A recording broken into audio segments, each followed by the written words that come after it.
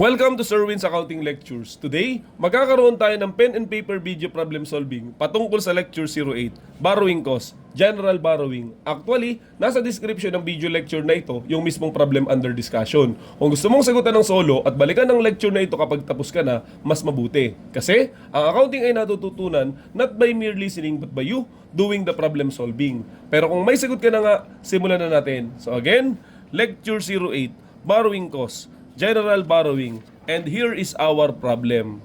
Carla Haro Company had the following borrowings on January 1 of the current year. So we have the 10% bank loan with a principal of 2 million and the borrowing cost of 200,000, 12% long-term note, 1.5 million, a borrowing cost of 180,000, 9% short-term loan, 3.5 million with a borrowing cost of 350,000. All of these are general borrowing. Okay, sabi dito, the borrowings were made for general purposes and the proceeds were partly used to finance the construction of new building. The borrowings were outstanding during the entire current year. The construction of the building was started on January 1 and was completed on December 31 the current year. Expenditures on the building were as follows: the date and the expenditures. We have January 1, 2 million, March 1, 1.3 million, July 31, 300,000, October 31, 1 million, December 31, 700,000, with a total building expenditures of 5.5 million. So the requirement is compute for the cost of the building. Okay, so bago natin sagutan, balikan lang muna ulit natin ang konsepto ng borrowing cost. Ang borrowing cost actually ay financial expense or finance cost, which is interest expense kasi nangutang ka. Generally, ang mga interest ay ini-expense. Pero kung sakaling yung borrowing cost o yung interest na nga ay ginamit para sa construction or manufacturing ng isang qualifying asset, therefore it can be capitalized. Okay? So, i-define ulit natin ano ba ang qualifying asset. Qualifying asset are asset that are usually take substantial period of time in order to be completed. Sa case na to, merong kino-construct na building. That's why it is a qualifying asset. Yung interest na inutang mo na maaaring nagamit sa construction ng qualifying asset na yon, sa halip na expense, dahil ito'y directly attributable dun sa construction, may be capitalized. Okay, sana maliwanag yung konsepto na yon. Okay? So, parang isummarize ulit natin, hindi lahat ng interest ay nagiging expense. Kung ginamit ito sa construction, yung inutang mo na pera, pwede itong maging asset kasi kailangan yung pangungutang, kailangan yung interest na nagiging dahilan kung bakit ka nga nangutang, di ba? Para makonstruct yung isang PPE. In this case, yung building. Next point ng theoretical concept natin, kailan nagsisimulang mag-capitalize ng interest? Ang sagot, di syempre kung kailan ka mangutang. O kaya, ay kung kailan ka nagsimula ng construction. Ang ibig sabihin, paano kung nangutang ka na? Ay di may interest na. Pero ang construction mo, nagsimula pa, March pa. Pero January ka nangutang. O di therefore, magsisimulang mag-capitalize siya, March pa. Kasi nga, doon nagsimula yung mismong construction. Pero kung halimbawa, nagkaroon ka ng construction January, pero nangutang ka naman March, magsisimula naman yung capitalization, ay di malamang March. So inuulit po natin, okay? Kailan naman i-capitalize yung interest? Kailan i-capitalize? Ang sagot ay kung kailan magsimula yung construction at may utang ka na, okay? O kaya, yung moment na nagkukonstruct ka na tsaka ka ng utang. Hindi yan yung tipong lahat ng inutang mo ay nakakapitalize. Kasi nga, balikan natin yung example kanina. Kung January ka ng utang pero March nagsimula yung construction, natural, March dapat yung simula ng capitalization. At kung nag-construct ka naman ay January pero nangutang ka ay March, malamang March naman yung simula ng capitalization kasi doon pa lang may utang. And tanong, kailan naman titigil yung capitalization ng borrowing cost? Ang sagot ay kung kailan matapos yung utang o kaya ay kung kailan matapos yung construction. Ang ibig ko sabihin, halimbawa, may utang ka, okay, 7 months. Tapos, yung construction umabot ng 2 taon, 3 taon. Ay hanggang kailan ang magka-capitalize sa interest? Malamang hanggang 7 months kasi nga tapos na yung utang, tapos na rin yung interest. Pero paano kung halimbawa, okay, nag-construct ka 2 taon, pero yung interest naman umabot ng 5 taon kasi 5-year yung loan mo. Hanggang kailan matatapos yung capitalization? Ang sagot ay kung kailan matapos din yung construction. Alangan, tapos na yung asset pero may interest pa rin. So ang capitalization hanggang doon lamang sa construction. Inuulit mong muli, kailan naman matatapos ang capitalization? Ang sagot ay kung kailan matapos yung building o yung kinoconstruct mo, yung qualifying asset ay nag-qualify na, o kaya ay kung kailan talaga mabayaran yung pinakang utang whichever comes first. Parang ganon. Okay, malapit na natin sagutan yung problem. Last concept, pag daw nangutang ka sa borrowing cost, may dalawang klase. May tinatawag na specific at saka general. When we say specific borrowing, yung inutang mo, iisa yung pupuntahan. Doon mismo sa qualifying asset. So therefore, yung interest doon nakakapitalize talaga. Pero itong topic natin ngayon, hindi yung specific borrowing, but rather yung general borrowing. What does it mean by general borrowing? Ito yung nangutang ka, pero yung inutang mo, pwede mong gamitin sa kahit saang bagay. Kaya nga, general. Maaaring yung ilang part nito ay magamit sa construction ng building. Katulad ng binabanggit dito, 3 yung utang mo. And ang sabi dito, part of it were used to finance the construction of the qualifying asset, which is the new building. Okay? Sir, paano kung sakali na general borrowing po yung nangyari? Okay, so paano ang magkano ang makakapitalize na cost? Okay, yung salip na expense yung makakapitalize na cost. Okay, para maintindihan yon, sagutan na natin yung mismong problem. Okay, una, aalamin natin magkano yung capitalization rate. Kasi nga, dito 3 yung utang. Isulat po natin, so we have 10% bank loan, 12% long-term loan, okay, and then we have 9% short-term loan. Okay? So, isulat po natin lahat ng inutang mo with their corresponding principal.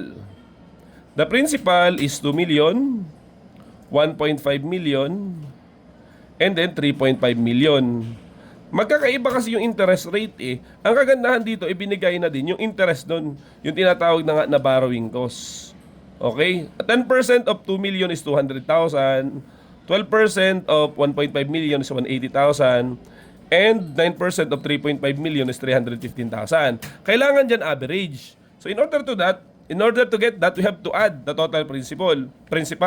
So we have 2 million plus 1.5 million and then 3.5 million. So totaling of 7 million. Yan lahat-lahat ng inutang mo for general use. Okay, general borrowing. Yung interest ng 7 million na yan on average, okay, so ganun din, i-add muna natin yung total ng tatlo, 200,000 plus 180,000 plus, yun, nagkamali tayo ng type, so ulitin natin, 200,000 plus 180,000 plus 315,000. So the total interest is 695,000. Kailangan natin kwentahin yung average o yung tinatawag na capitalization rate. Okay? That is the total interest ng tatlong utang mo, 695,000, divided by lahat-lahat ng utang mo, which is 7 million. So 695,000 divided by 7 million, lumalabas yung average interest natin ay ito, times 100 para ma-convert sa percentage, which is 9.93%. So yun yung ating capitalization rate. Pag nakwenta mo na yan, okay, aalamin mo naman yung iyong average expenditures. Kasi 'di ba, yung utang mo, yung construction mo, hindi mo naman sabay-sabay ginastos lahat-lahat ng perang 'yun, 'di ba? But rather, staggered siya or unti-unti, depende dun sa buwan. So therefore, gagawa ka ulit dito ng table. Okay, to get the average expenditures naman, you have the date, then the actual expenditures. Ayan, expenditures. And then we have the months outstanding. And lastly, ito na nga yung average expenditure o yung pwedeng i-capitalize. Expenditure. So, isusulat po natin. So, we have the date. The first one is January 1. The actual expenditures is 2 million. And then, the month outstanding, malamang yan ay 12 months out of 12. Okay? Kasi nga, natapos daw siya December 31. Ay mula January 1 hanggang December 31, that is 12 months. Okay? Mamaya po natin lagyan ng average expenditures. Ilagay lang natin yung mga ibang information para dire-diretso na tayo magsosolve. So, we have March 1. Ang actual expenditure is 1.3 million.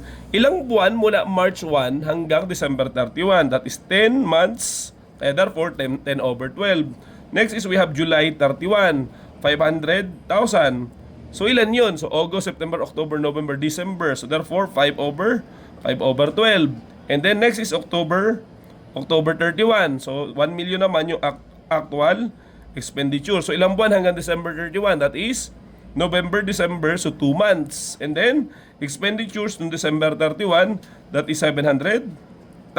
So ilang buwan yun? Eh di 0 over 12 kasi December 31 na. So malamang wala nang months outstanding yun. Pag meron ka ng table na katulad nito, kaya na natin kwentahin yung average expenditures. So, solve natin. 2 million times 12 over 12. So, therefore, syempre, 2 million pa rin yan. Kasi nga, January 1 mo na expense. Next is 1.3 million times 10 divided by 12.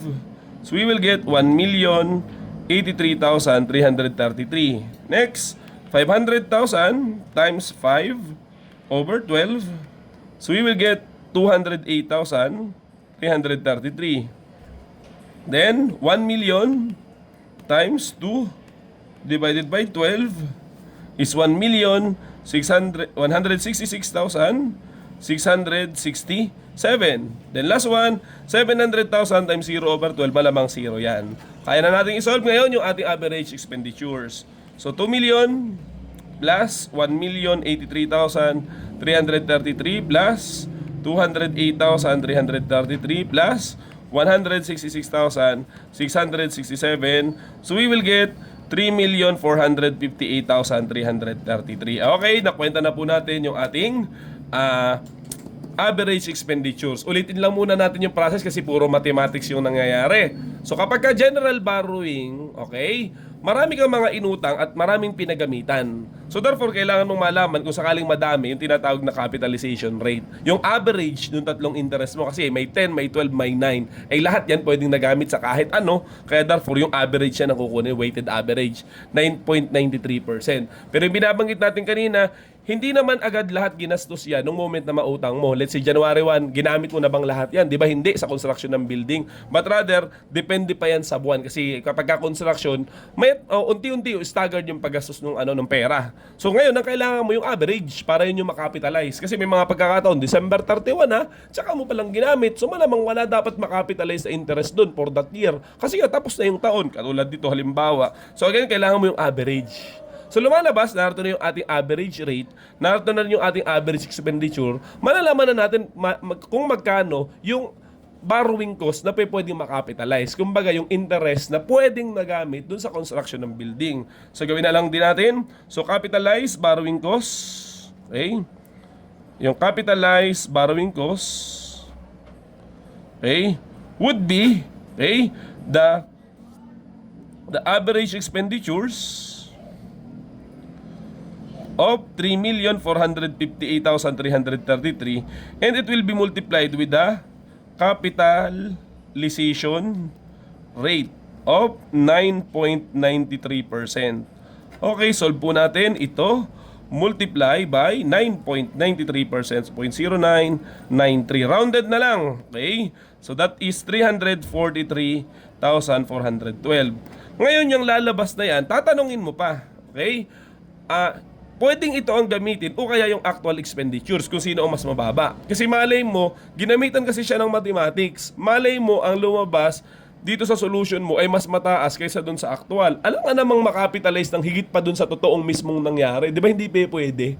Okay, kaya therefore, may limit siya. Kung yung lalabas sa computation mo dun sa dalawang table kanina, dapat mas mababa or at least equal kaysa dun sa actual borrowing cost. Kasi kung mas mataas itong actual borrowing cost, yung na-solve mo, dapat ang gagamitin mo is yung actual borrowing cost. Again, whichever is lower. Okay, hindi pa po tayo tapos. Sagutan na natin yung pinakang tanong. Ang tanong naman dito ay, how much is the total cost of the building? Napakasimple niyan. So yung building, nagkaroon talaga ng actual expenditure. So isolve po natin dito. How much will be the cost of the building? Merong actual expenditures ito. I-add na din natin. Magkano ang ating actual expenditures? Hindi yung average yung kailangan. Yung average ay ginagamit lamang to determine the borrowing cost. Pero sa actual, syempre, kung anong ginamit mo sa construction, yun talaga yung magiging cost ng iyong asset. 2 million, 1.3 million, 500,000, then 1 million, and 700,000. So total actual expenditure is 5,500,000. That amount will be capitalized as the cost of the building, together with the capitalized borrowing cost, which is yung topic natin, kay galing sa general borrowing of 343,412. So i-add mo yung dalawa. So this is the cost of the building cost. So 5.5 million plus 343,412. So we will get 5,843,412. And I believe that ends our problem. Okay? So yan na po. Sana meron ka natutunan. So yun lamang at maraming salamat.